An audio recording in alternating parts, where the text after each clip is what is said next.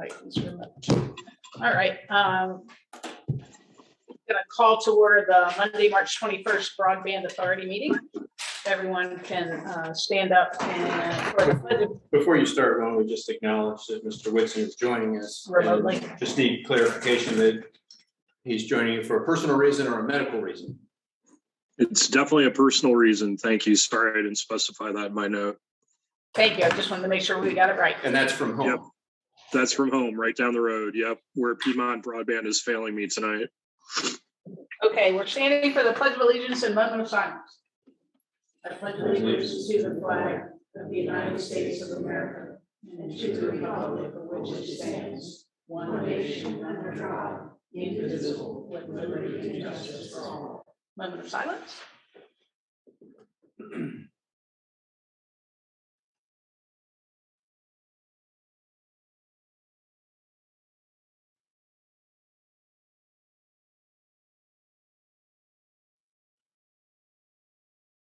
Thank you.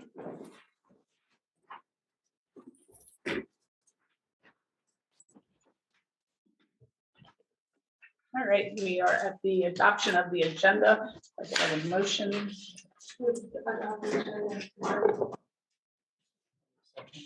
A motion and a second by Mr. Carney. Any discussion? All those in favor say aye. Aye. Any opposed? Thank you. Next, we have minutes for adoption. Thank you, Margaret. Adopt the minutes as presented. Thank you, Ms. Smith. Thank you, Mr. Carney. We have a motion and a second to adopt the minutes. Any discussion? All those in favor say aye. Aye. Any opposed? Thank you. Moving to public comment. We'll open public comment in the courtroom. If anyone wishes to speak, please be recognized, come up to the mic, give us your name and your district. Yes, sir. I'm Bob Ryan, Stonewall District, and in full disclosure, I'm still a Piedmont Broadband user, and I reside in that area. It's sort of the grayed out area of the broadband, which includes the proposal, I think, from Chantel for the Rural Opportunity Fund. And I'm not in Commissioner Smith's district, even though I am under that gray area. So I don't know what's going to happen. And on the other hand, I've also signed up for All Points Broadband with my address, moved a little symbol on the map to show where I'm hidden, and signed up. So it'll be interesting whether they will string a mile of fiber to my house at essentially no cost, and that I will be there. So I don't know where I'm going to be in a year, but I know where I will be. I'm not sure about what I will be, who will be serving it. I want to talk about numbers because who will be serving me is a bit of a mystery, but the numbers don't lie. And mathematics, I hate to bring this into the discussion. Mathematics actually are important, still important. The build out and funding of the All Points Broadband proposal is not an agreement between Rappahannock and All Points Broadband.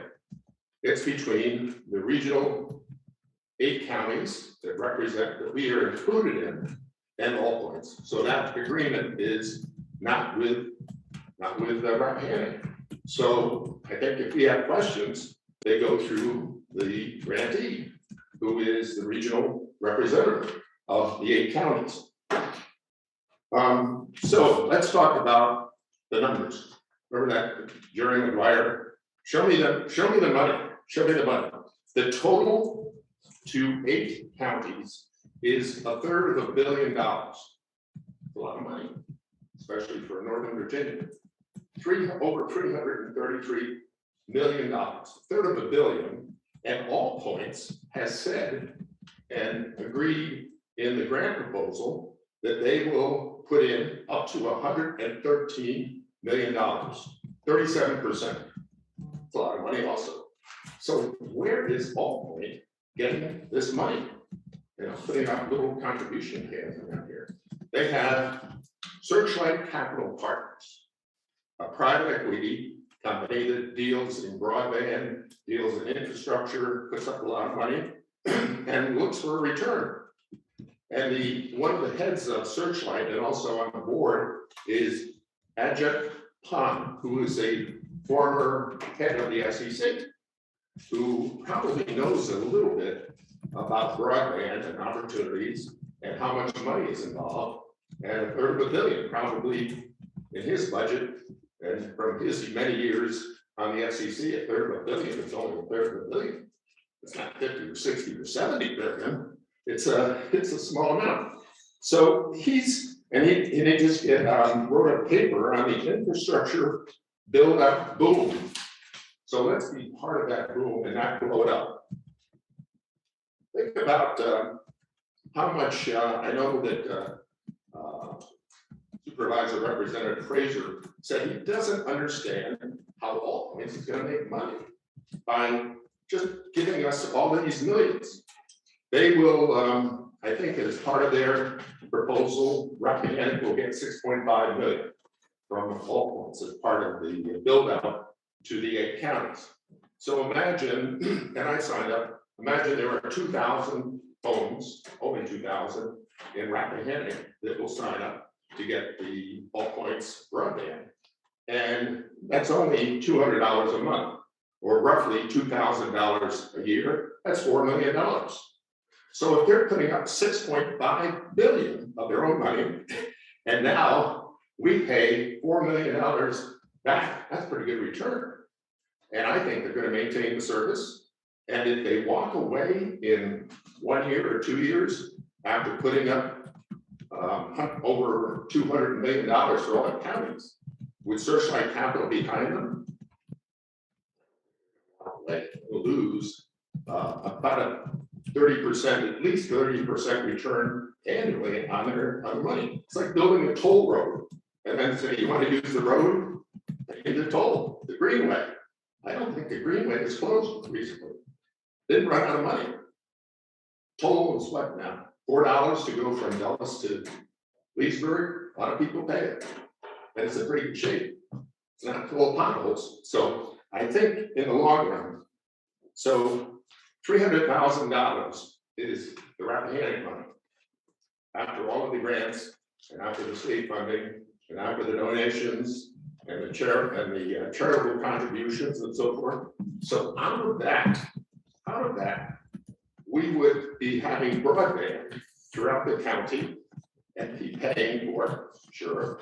But then the opportunity for education, the opportunity for small businesses, the opportunity for seniors, for the information that will be there. And there are many, I've read of many people that have to try and get through with 3 or 4 different services, both wireless, and I certainly hope my broadband stays around, but the return is incredible. So I think when we're thinking about the numbers, thinking about the risk and the return, is there a risk for us that in 1.5 years, allpoints broadband and the capital partnerships behind will quit and say, oh no, we're never going to make any money on this. If they can make 40% return in the first year, they've opened a toll road. They've opened a toll road. And granted, a lot of it is federal and state money, but we are the beneficiary. So I don't think it's the sort of thing that we can say, you're not answering my questions. I'm going to quit. I will quit now. Thank you. Anyone else wishing to speak?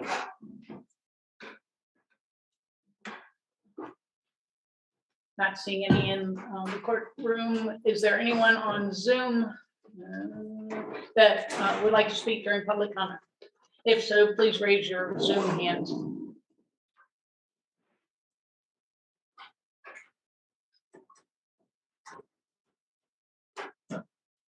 If I could, Madam Chair, Mr. Glennie had sent the board a letter. Have y'all had time to read it? I have not. I know I asked Margaret to put it into the minutes. That's as far as I got. There's nobody on Zoom. Yes, sir.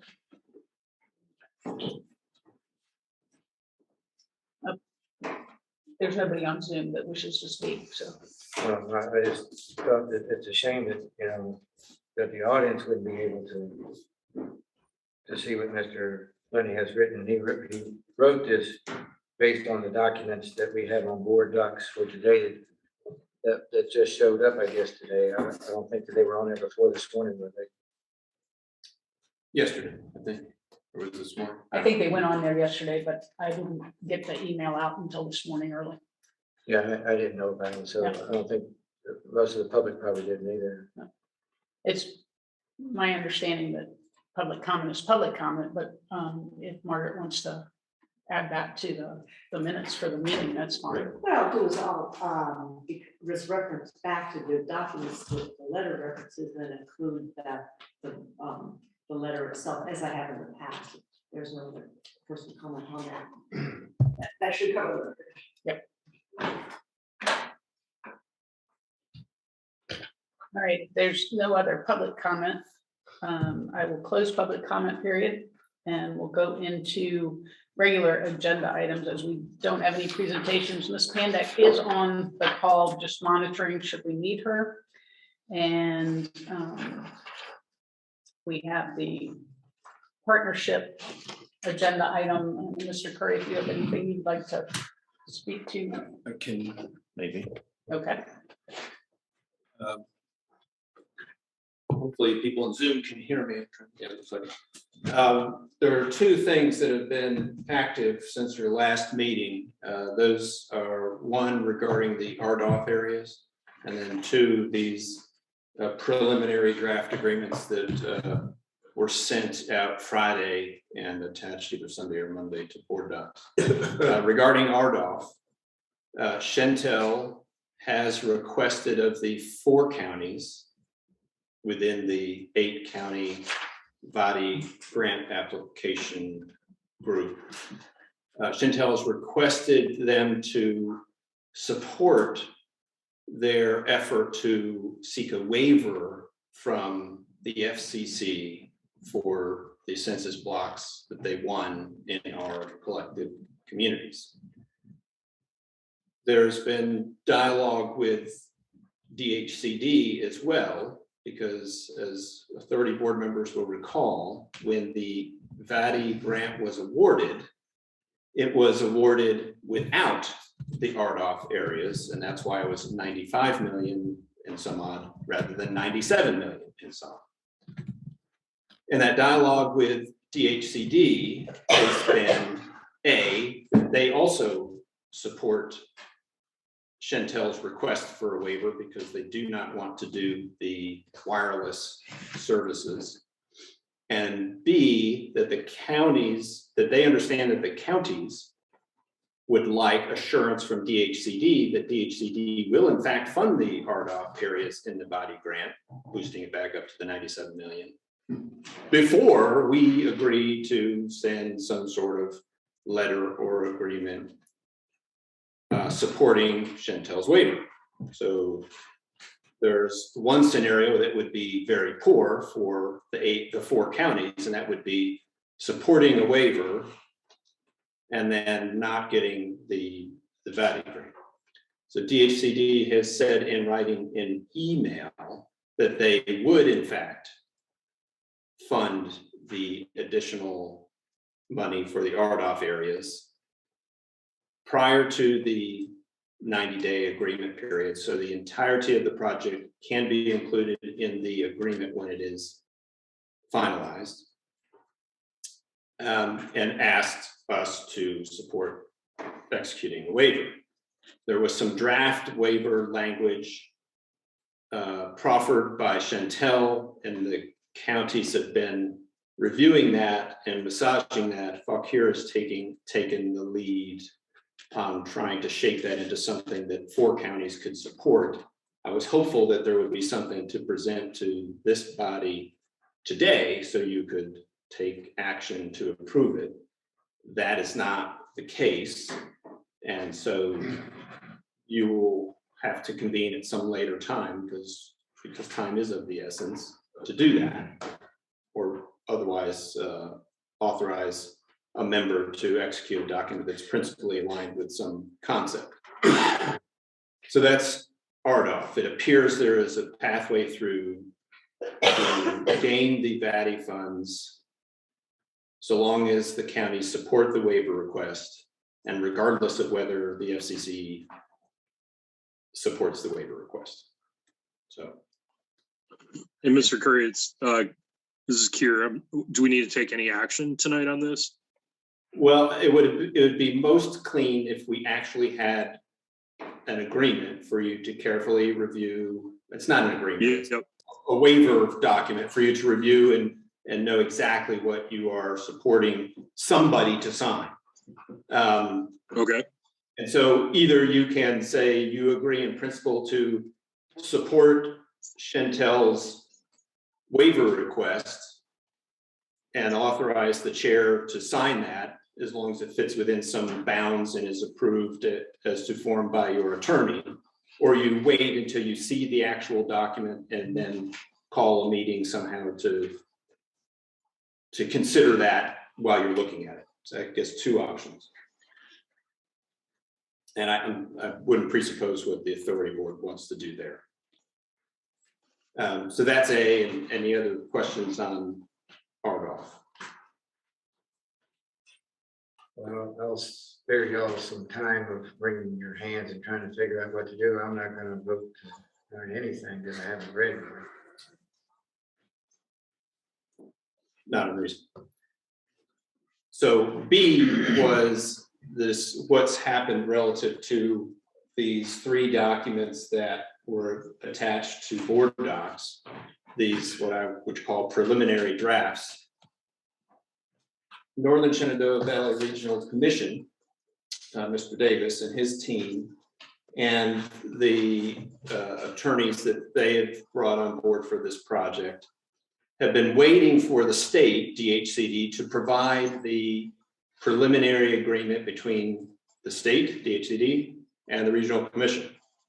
And they are still waiting for that document. The state has still not provided it. This is as of the discussion on Friday. The thought was that the agreement involving the counties and All Points Broadband should be aligned with that agreement with the state. The state has already told us at the kickoff meeting, their agreement will be with the regional commission and the regional commission alone because they are the applicant. There's been dialogue, and I've suggested to the regional parties that I felt the best path forward would be for the regional commission, the 8 counties, and All Points to all enter into one other agreement to bind us all together that would parallel the agreement between the regional commission and DHCD. This preliminary draft does not follow that concept, and it is a fiscal management or fiscal agent agreement between the regional commission and the 8 counties. And there would be another agreement between the regional commission and All Points Broadband. And then the communications plan is a refinement of the earlier communications plan that you saw. And the project management workflow cache process is basically a flow chart version of how the billing, they envision the billing would occur. After receiving this document, and during the call, I reminded the group of 8 counties that having 2 separate agreements was problematic. And did that during our meeting and after the fact. And now it's a coalition building, I guess, among the 8 counties to figure out how we can best develop these agreements. And Brandon stated that the will of the counties is how this will go. And if one county wants it a certain way, then you might not get it that way. But if 8 counties want it, or 7 counties want it, or 6 counties want it, then that's the way it's going to go, regardless of what All Points may think is in their best interest. The regional commission and the attorneys working for the regional commission are working on our behalf, the 8 counties, and so we'll work through that. Now, of course, your attorney will be engaged in that process as well. At a high level, I view the issues with separate agreements to be largely aligned with the fact that if we only have a contractual relationship, the counties, with Northern Shenandoah Valley Regional Commission, then the Regional Commission is on the hook to provide the counties for our $62 million a fiber to the home system, fiber to the home network system. They have to do that. They have to ensure that it's done. It's all on the Regional Commission in exchange to get our money. Now, they have separate agreements they have to make with the state to get the state's money. But this fiscal agent agreement does a decent job of explaining how the county is going to share our funds with the state, and the timing, and whether the timing is exactly right or not can be changed. But it doesn't very well identify how the Regional Commission is going to deliver a system to us. And so in exchange for money, we need a system, and we need assurances that we're going to get a system that works a certain way and that it will work after the fact, and what the fees are and all of those things. Unless, if there are going to be 3 agreements, those 3 agreements, the 2 need to be tied together through a clear reference. And I think, why would you bother doing that? Just make them one agreement. I've not received any further feedback from any other communities. I think at this point, it would make sense for your legal counsel perhaps to reach out to the legal counsel for each of the other counties and to the legal counsel for the Regional Commission and discuss it from that side of things. I'm just thinking of contracting side. Of course, there's legal ramifications, and Ms. Pandek probably knows a lot of these attorneys, county attorneys already, probably knows the attorney that's working with the Regional Commission, and they can begin to strategize how best to protect the interests of the counties to ensure that we actually get a system that works and is described in the VATI grant application, and irons out some of the details that need to be ironed out that have been brought up so far, such as it's going to be $59.99 per month for the life of the project, and it's going to only increase at the rate of inflation. So what does inflation mean, and what is the life of the project? So these sort of things need to get into an agreement. And without them being in our agreement, we have no assurance of knowing what those are. So that's my take at this point. There's a long way to go. There's a lot of pressure to get this done as soon as possible because our ISP has contracts in place to purchase goods. There's a lot of pressure to wait as long as it takes to get the agreement exactly the way we want it, because we want that to happen. So those two have to come together at some point. And right now we have a May 5 date. If the state pushes longer or we push longer, there might be consequences. I don't know what they would be. But if we don't get an agreement from the state within 90 days, we can't possibly close the deal within 90 days. And that's where we are. Mr. Davis did point out that another regional commission, I think it was PJPDC, a month ahead of us, and still haven't got their agreement from the state. So, they're really further against the wall than we are. But we know that if it's not in an agreement, then we can't count on it happening. Right. And we need to make sure it's in the agreement. If I could piggyback on top of that a little bit, if you look at section 8F of this proposed document, fiscal agent document, either Mr. Brandon Davis has no idea what he's doing, or he thinks we're a couple of morons. Because F explicitly states that this agreement constitutes the entire agreement between the parties with respect to the subject matter contained herein. What this does, if this document is approved and signed by a majority of those 8 counties, then what you're contemplating, these separate agreements or the language that you would like to see in this agreement, ain't gonna happen, and therefore there is no agreement that would be binding on them. This is a terrible agreement. Makes me wonder if Mr. Davis is contemplating going to work for All Point sometime in the future. I don't know. And I think we there's perhaps some trust with All Points, but All Points could sell this project to somebody else at any time. Well, right, there's nothing And there. so there need to be contractual. There's nothing, and this 14 pages, over half of it, of course, is the separate page for each locality.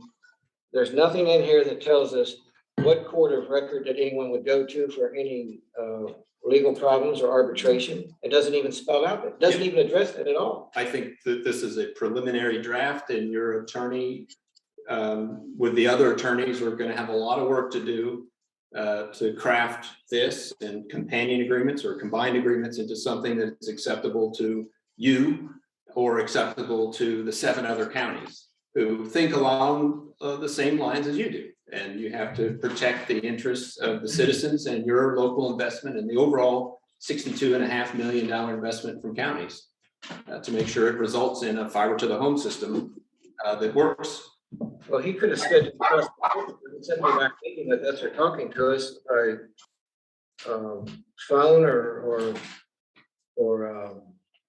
Zoom or something. He wouldn't have put this thing together. Who wrote this? Is what I'm trying to figure out. I assume some combination of the attorney and the regional commission staff, but Which attorney? the regional commission's attorney hired. Does he work for All Points? I don't believe so. I think that would not. I mean, I think we kind of need to figure out where all this is going and where it's coming from, because this is absolutely horrible. That we get something like this sent to us. And So no, let me, I'm sorry, I go off down rabbit trails and do it to my own self. But so one of the speakers here tonight said that All Points was going to be putting in $6.5 million in this county. We've got to come up with 20% of our funding by July 1 of this year and pay for the complete project by July 1, 2024. But in All Points and the Northern Shenandoah Valley Regional Commission body application, they specifically asked for up to 36 months to do the build out. It's quite apparent that we could find ourselves in a situation where we completely front end this thing to the tune of the $13 million that the county and the body grant money goes to All Points. Why does Northern Shenandoah Valley need approximately $13 million by getting 20% from each of the localities prior to any construction work going on?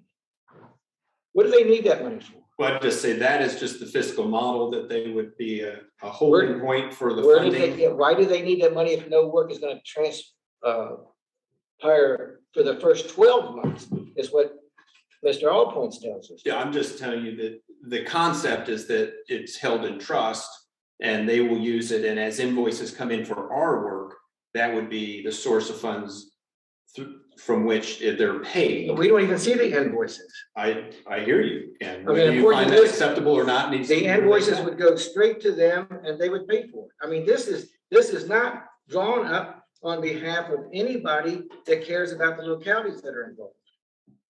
Mr. Fraser, as far as I understand it, this is a draft, so. I understand our it, but feedback is why does a going to draft go look to like them. this sometimes? Why? Because the attorney that wrote it gave it to us this way. Ms. Pandak has her hand up. Would you like? Yeah, to- can we actually listen to our lawyer about this? Thank you. No, wait a minute, Mr. Whitson. We don't have to have a lawyer to tell us that this, if this. Ron, listen, it's a small piece of a big picture. We're looking at a draft. Calm down. Ms. Pandak, would you like to help us out here? Sure, Madam Chairman. I would say that both Mr. Curry and Mr. Fraser are correct. This is just a first draft, and in fact, I think Mr. Curry has already, from my discussions with him, sort of punched back on a whole host of issues that he's just summarized for you right now. And that's totally legitimate. I think, Mr. Fraser, your points are well taken as well. And where I think this agreement probably came from is just the perspective from the Northern Shenandoah Valley Regional Commission that sees itself, as you'll note in here, as the fiscal agent. And what needs to be pumped up in a single agreement or in two agreements that are linked together so that they're sort of ironclad is the types of commitments that you're mentioning, Mr. Fraser. And so it's not uncommon, although in this case, clearly not near a final piece of work, to float a draft out there for people to begin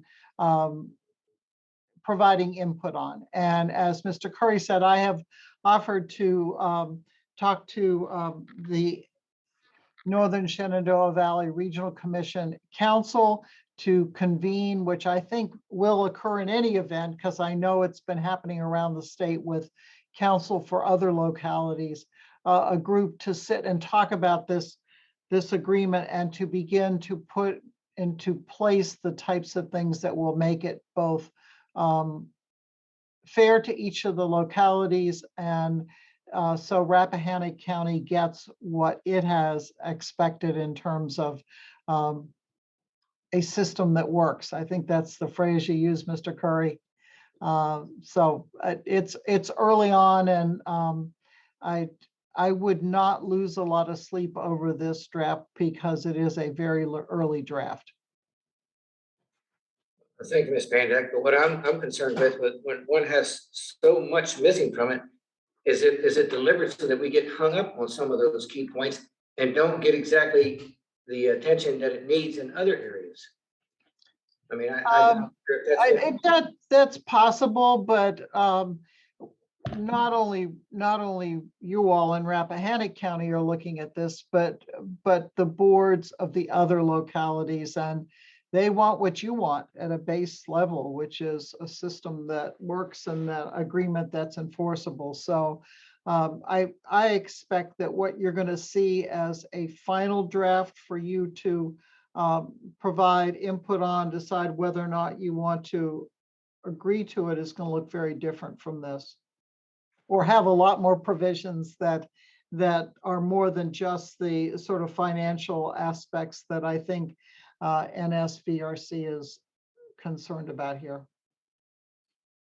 What do you need from us, Ms. Pandak, for you to do the work with the other county attorneys to make sure that we're all heard in this? Right. I don't want to be presumptuous, Madam Chairman, but if the board is comfortable with me contacting the Regional Commission Council and then reaching out to my colleagues in the other localities, either through him, he can set up the meeting. That would save you my efforts in doing that. That's where I think I'd like to proceed. And then at Mr. Curry's level, he will be corralling the chief administrative officers as well, and maybe even a joint meeting of both. I don't think either one of us wants to do repetitious work, but something that moves towards a meaningful agreement. And I've seen Mr. Curry's, at least talk to him about his initial, not talk to him as it goes with respect to electronic, some of his initial concerns. And so if we can just kind of, if I can do that corralling work with the other legal counsel, and that's acceptable to the board, that would be great. What kind of time frame would you be looking at there? Because time is of the essence. We'd have to get back together to see whether we like the rough product that y'all work on. Oh, sure, certainly, Mr. Fraser. I'll place the call tomorrow morning, and I think everybody understands there are tight deadlines. What is unfortunately the case, and this is not the only project this happens in, there's a very short deadline and then documents aren't forthcoming. And so it's a mad rush to try to meet that deadline. So I can't promise you a lot of lead time, but at least I'll start the conversation and see if we can corral the attorneys, all of whom are looking at the same deadline. So I can tell you the other CAOs have expressed similar concerns about timeline, and each locality has their structured meeting dates and how is this going to work? So all I can say is that everybody is working to find a way to do that. And it might take some called meetings of the authority board to review various drafts and provide feedback before the ultimate deadline, whatever that might be, whether it's May 5th or some other date that we don't know yet. The state is still largely in the driver's seat. And until that foundational agreement is available, which I understand to be held up to make sure the state incorporates all the necessary ARPA requirements, that's what we're generally told, then it's a lot of conjecture until that document's available.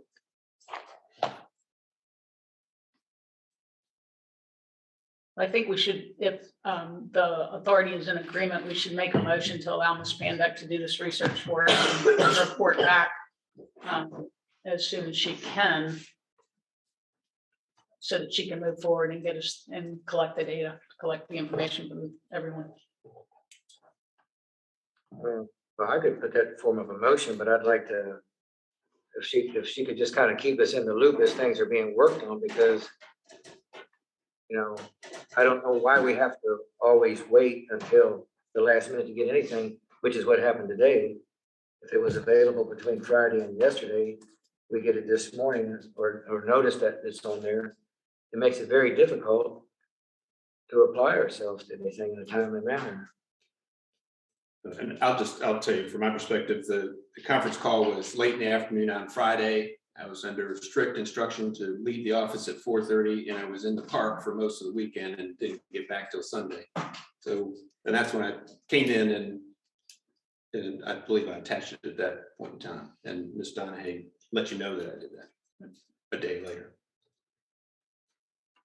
All right, I have a motion from Mr. Frazier. Do I have a second? Can we rephrase just what that motion is? Why would you do that to me? That's his line. Motion to. Motion to authorize the authority attorney to work with her colleagues at the various other authorities or boards of supervisors, whatever the case may be, but to try and keep us in the loop in a timely manner as to drafts or changes. All right, I have a motion. Do I have a second? Second. All right, Mr. Frazier and Mr. Carney. Any discussion? Hearing none. All those in favor say aye. Aye. Aye. Thank you. Thank you, Ms. Pandeck. Thank you. Thank you all, and I will report back to you. Treasurer's report. The treasury report provided by Ms. Nick is attached as of the end of last month. I don't think there's really many changes, although I do believe at your last meeting, there's a discussion of the authority approving various payments before checks are cut. And I'm hoping Ms. Donahue is prepared to cover that. Yeah, I thought they would be on here. I did not ask. Let me see if I can pull them up. It's a small amount.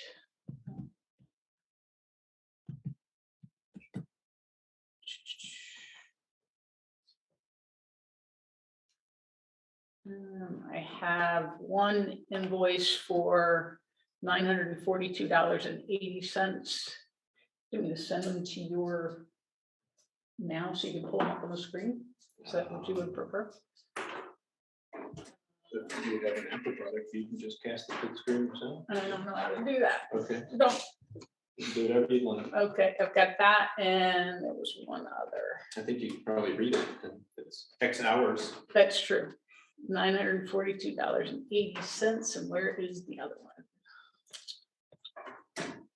We had two. Please hold. If you want these posted in the future, just. Yeah, sorry, I didn't even think about the posting, but I did tell Miss Nick to hold on to them until we had this meeting. So the $942.80 is, how do I put this on the screen?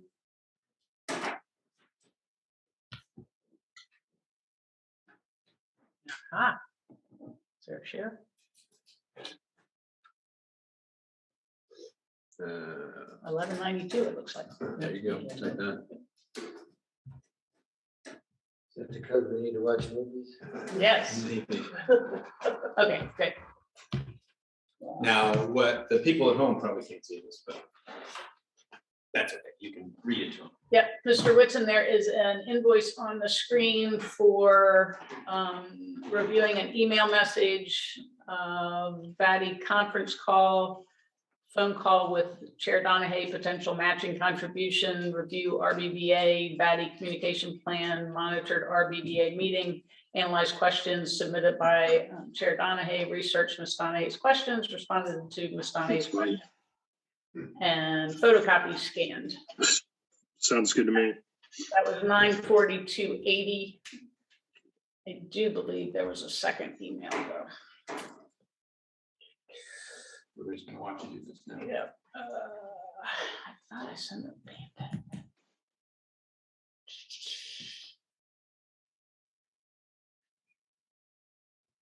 Second one, yep, $180 for revised volunteer application form. Okay. Hold on. That's Library Board of Trustees. Wrong one. Wrong one. So my guess is we only have one. And that's the one we should approve.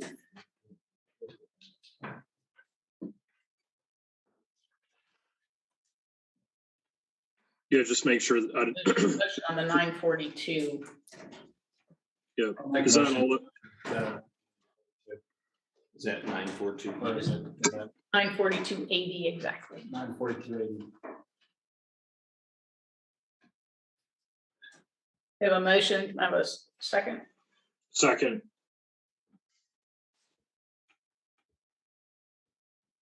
Anybody?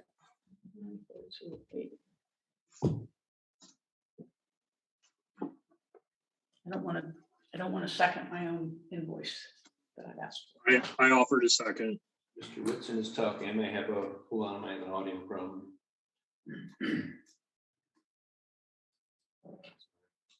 It's okay. Second. Thank you, Mr. Whitson. We have a motion and a second. Any discussion? All those in favor say aye. Aye. Any opposed? All right. And Madam Chair, if the Yes, sir. authority would just humor me for a couple of minutes. If we could go back to item 1 on the agenda. I did exactly to myself what I was afraid that we would be doing because of the language of this agreement. If you look at the all points broadband, regional broadband project management workflow, the flow chart, if you will, down at the bottom, it says construction related soft costs, and the metric is miles released, miles constructed, and then reimbursement basis. The third column over is fixed cost / mile and body budget. And I think if we could get an idea of what that is, maybe we could get some kind of an idea of how many miles they plan to build in that bank. Because right now, we don't have anything. We don't have this number. We don't have a map. We don't know if they're going to be going up Bessie Bell Mountain. If they're coming down Buttetown Road. If they're going to go out Scrabble Road or FT Valley. We have no idea how many miles All Points is planning to build. And as Ms. Smith has pointed out several times, they have to have some idea how many miles of cable they were going to be installing before they could even turn in a price on that body application. It's my But we understanding. don't have any metric. I thought we got mileage a while ago. With the attachment 13 to the VATI application includes details of the $306 million total cost estimate. Suggests that the total mileage, not broken down by county, is 3,784.8. Say that again. 3784.8. And there's 663 utility middle miles and 219.9 underground construction, what they assumed. So again, attachment 13. That's not nearly enough to do much with, because Rappahannock County has 230 miles of secondary road. Well, they're not following the roads, remember, they're following. I understand, but at the same time, we've got, if I look at the road I live on, and it's no different than most any other road in the county, there's folks that live further off the road than the houses are next to each other. The driveways play into this heavily. Sure, that leads to one of the other big points that I made in my preliminary response to the agreement. And that is, we've heard time and time again that counties' costs are fixed and all points is at risk. That needs to show up in the agreement. And if that's in the agreement, then I guess, you know, and the agreement is ironclad as to who will receive service, then the number of miles is not so important to us, because provide service to all the people you said you were going to do it to for X dollars, and how you do it is your problem. We don't have a definition of what that means. I All the agree. people you say you're going to serve. I agree. There's no definition of that. There's Another a lot point. of gray areas and there's certainly. are Yeah, and there's a lot to work out, without a doubt. There's a lot to work out. I mean, I don't think anybody would buy a car from me with that type of language. You might have had it before you added the modifier. Do we have, 30 miles. it seems like we still don't have Can't do that to any you anymore. grasp on the rollout plan from All Points either, like where they're gonna start, how it's spread out. All points did provide some information. They said preliminarily, they're looking at least 4 fronts. And those are intended to be divided among the different power companies so that they aren't held up in one area. The most important thing to them, as they expressed, is that they get an adequate backlog of work queued up, detailed design, and queued up and given to contractors so that their contractors are constantly fed and moving forward in multiple areas, and they don't come to a point, as Mr. Carr said, on a Friday telling a contractor they don't have anywhere for them to go out. So they claim 4 places. I would think that we are very well positioned, given the fact that REC has much of their fiber put in place here in the county. Other counties, the Dominion fiber still goes through a protracted process with the SCC and all of this that we don't have to worry about here because we have no Dominion. And the other regional commissions, I think their electrical cooperatives are not as far along as REC in actually deploying the fiber. So I have to think that there are benefits, but All Points went through,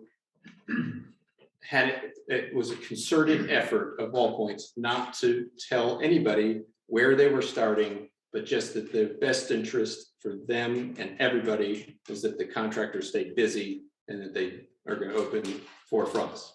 And everybody wants to say, but you're going to start in my place, right? Right. And they intend to try to, I think, be as fair as they can, but it's a business and they've got to get it done. And hopefully our existing footprint with REC will help leverage our work to get done sooner. Have they given any kind of feedback on the response they've gotten through their portal where they ask folks to, Mr. Ryan said, put in their address, what kind of numbers they've been seeing? They didn't provide any updated numbers. The application said that they had 4,000 from the entire area before they apply. They didn't update that. We can see that information. What has been a discussion is outreach. How is that process going to go? The application says that they will provide mailers early in the process, and then mailers again, or door hangers 90 days before, etc. Ms. Donahue and I have discussed, should we do mailers? But you don't want to compete with the message coming from All Points. So it has to, I think, be very coordinated message on driving people to that website and how that's done. If we sign a waiver on the RDOF, And there's not REC line, to my knowledge, down 231. How does that work to have the installation that take place through that corridor? So the general 50,000 foot level concept here is that All Points Broadband is going to make use of REC fiber where it exists for their main trunk lines. And they will, that's some sort of lease arrangement we aren't privy to. We don't know what kind of payments they're doing. Oh, and let me go back. The agreement, the application also says they will use REC's contact information and messaging to help get the word out. So if you have a power bill, you might get something in your power bill, something like that. So everywhere there's REC fiber, and Mr. Ponton showed that to this body, basically from Culpeper line on 522 all the way up to Sperryville, down 522 and 211, up to Flint Hill, where that other, and then over the mountain, Chester Gap, and out Crest Hill Road. So All Points will use that fiber rather than installing their own fiber. Correct. All Points will install all the other fiber. Okay. And if you don't mind, I'd like to reach out to Madison to find out what they're doing up until the Rappahannock line, because I think they're with Firefly. Right, Madison is with Firefly, which is the Central Virginia Electric Cooperative, and that cooperative I don't think serves Madison. But the area, as you, just over the line is an RDOF area from Shentel. So what is Madison doing? Is Shentel trying to get out of their area too? Well, And is Firefly going to backfill? Well, I know anecdotally from people that live in Madison County that Firefly seems to be very forthcoming with information, whereas we've been pretty challenged to get information. So it's been a steady and opposites between what I hear is evolving over there versus our body process here. Are you okay if I reach out to them? Yes, I am, for sure. Information is good. Yeah. And I could- What are you trying to learn exactly? Well, I want to find out what they're doing up until the Rappahannock County line, because they're in the same situation we are, that there's not going to be fiber pulled along the electric lines all the way to the border. I think we find ourselves in a situation that I had hoped we would never get in when we started, which is we're having to choose between a fully funded federal program and a partially funded state program that we're contributing funding to. To walk away from a fully funded federal program, I find that very difficult to swallow. I don't understand how you think it's a fully funded. Well, RDOF is RDOF fully is fully funded funded. for For wireless. wireless, right. You're upgrading to fiber at a cost. We might be upgraded. Well, The agreement that they have with Shenandoah currently is that it's a flexible agreement, and they may do wireless, or they may do fiber, or they may do a hybrid thereof. They pretty much told their investors that they weren't doing any more wireless. I just know what I read about Shenandoah and their Valley application, which was also awarded. they applied for VATI in Shenandoah County. Correct, Yes, they did not seek to partner with this county for VATI correct, outside of the RDOF area, correct. which they sought $6.1 million to upgrade to fiber in the RDOF area. If we were going to do fiber, I'm sorry, go ahead. No, I was going to talk about potential outreach, but if you've got something before that, that's fine. Who was it from DHCD that reached out to you, Gary? About the waiver, or about funding the, who was it? that reached I out? always get her name. Is it Tamara, Oh, who's the head of the broadband program? She is the one who's committed in writing email that the state will fund the full grant in the 4 counties in the RDOF areas, so long as we support, along with the state, support Shentel seeking their waiver. So with regards to the outreach, and this is where I don't want to duplicate what All Points is doing, but I want to I did some research on a potential 6x9 postcard that could come from Rappahannock County Broadband Authority to 7,000, 7,200 email address, or not email, but mailing addresses. I asked Ms. Nick what she pays for a mailing to 7,000 people, and 700 or 750, depending on the actual mailing that was sent. I spoke with a woman named Judy Olson, who does marketing and branding and other things, but did the Explore Rappahannock site and does a lot of other stuff. But she said for probably $400, she would help me come up with the 6x9 postcard, obviously approved by the authority. Postage around $700 if we want to send out to all of our citizens, or 7,200. I don't know. For some reason, Ms. Nick sends out to 7,000, so there may only be 7,000 mailing addresses that we have. And then the printing cost is, if you do Vista print with the discount that Ms. Olson gets, it's about $318. So my rough guess is about $1,500 to reach most of the citizens in the county by mail. And that way we wouldn't miss them through social media or folks that don't read the Rapp News, Rapp News. If we want to go that route, my thought was an initial, hi, this is the Rappahannock County Broadband Authority. We want to make sure your address is listed on the All Points website, and anything else we want to put there. But that would be the basic message. Please go to this website. Please put your physical address in there so that they have it on record. And then if we want to say anything else we can, but I'm concerned about trying to reach people through social media or through the news, and a mailer direct to the door or the post box, whichever seems to me would cover the majority of the county. Right. I hate to see us spend any money, but I ran into somebody, lady that works in Warrington, lives in Amosville. She didn't have a clue what I was talking about last week. So she doesn't read the paper, and apparently she's not on social media.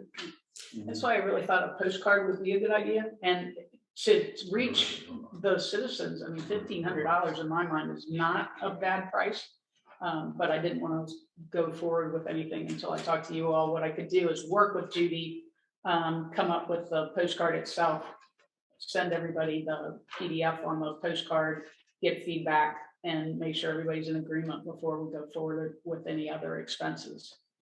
The BMS Direct company that the treasurer's office works with is proven to be able to work with our address database. That's a benefit. Okay. Any document you send out, I would suggest that we partner with the library or something like that and have a statement that if you can't go online and do this, Good idea. go to the library and they'll help you do it. I know the computer's there. Part of the idea here is that some people don't have the internet, so that they can't do this. So I would definitely suggest you do something like that. I would say administration, but we don't have a lot of capacity for people to come in and sit next to us. The library would be perfect for that, and we just need to set up that partnership. I just need to find 4 other library board members to go along with me. We'll make it happen. If I could, I guess we're almost at open board discussion. Is that what we're doing now? Certainly, but I would like to get a direction on this one, and a vote preferably, so that I can work with Judy to get a rough draft on it. I would also suggest that we do reach out to All Points and find out what their schedule is. If they're going to send 2 separate mailers out, one 90 days in advance of when fiber is available, one before that you would want to align language and strategically consider timing on those 3 mailings. Okay. What size postcard were you contemplating? This was a 6x9. Does that make sense? I know that's your world. Yeah, that's the max size we need of the postcard. Right? So that's the right size to do. Information I'm sorry, Bob, I was asked not to allow people just to speak out in our meetings, so sorry about that. Okay. Maybe when we're near the, Well, I guess I'll put that in the form of a motion. You can go ahead and work on that mailing. thank you. I have a motion. Do I have a second? I'll second. Thank you, Mr. Carney. I have a motion and a second. All those in favor say aye. Aye. Aye. Now, we could go back to number 1. Is somebody going to get that information from Northern Shenandoah? Because how are they going to pay for something if they don't know what it is? The cost per mile. We can seek additional information from what is in the application, if that's what you're asking for. Yeah, that's what I need, because I think if we can get some idea how they're gonna reimburse this fixed cost mile in the body budget, we would get some idea of what he's contemplating for Rappahannock County. Absolutely. So before you can start paying against the total, you would need to know what the total is. Yeah, so I'd like to get that as soon as we could get that, because that would give us some idea of how far off he may be if he is. That makes sense to you, Mr. Clerk? Yeah. Did you vote on that last time? We did, Mr. Frazier, Mr. Carney, all in favor.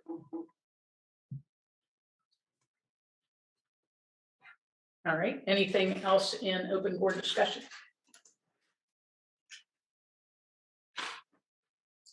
Hearing nothing, do you all mind if I let Mr. Ryan make his comment? Yeah. When I put in my location for All Points Broadband just a few days, just to get some numbers, it was a little over 2,000. Down there, questionnaire, where would you like that? Where, and then I had to move where my location actually was and put in my address. But I don't have a mailbox. So when I filled it out, it said I think it was 2,200 locations. Doesn't mean that. So probably that's 2,200 residences. Okay. Not Thank you. people. Lots So of that things was to just a couple of. thank you. Are we gonna institute a policy that every time a phone rings, there's a $50 donation? $50. I agree. $50, I like that. That doesn't work. They'll ring a bell and we'll ring it every time. I was at Alright. a meeting in Warrington when they said it was $100 donation to their favorite charity. Well, we gotta get folks straightened up first. We can all just start down the little stuff. All right, I'd entertain a motion for adjournment. So moved. Ms. Smith, second. Second. Mr. Carney, thank you very much. All those in favor say aye. Aye. Aye. Any opposed? Thank you very much. Thank you, Ms. Panda.